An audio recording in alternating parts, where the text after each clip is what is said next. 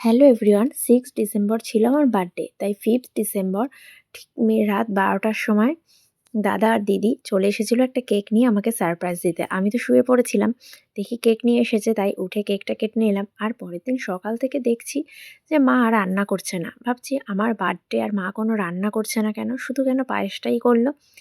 তারপরে আমি নিচে যেতে দেখলাম যে সব কিছু রান্না আজকে নিচে দিদিই করছে, আর দাদা কাজে একটু হেল্প করছে। ভেবেছিল আমাকে সারপ্রাইজ দেবে, কিন্তু সারপ্রাইজ দিতে গিয়ে একদম হাতে নাতে ধরা পড়ে গেছে। সমস্ত রান্না দিদি একা হাতে করেছিল, কোনো রান্নাতেই মাকে হাত লাগাতেই দেয়নি একটুও।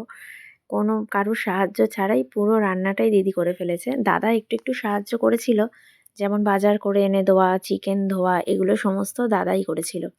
দেখো একা হাতে কত কিছু রান্না করেছে। এত রান্না কি আমি খেতে পারি? যাই হোক, সমস্ত রান্নাটা খুব ভালো হয়েছিল।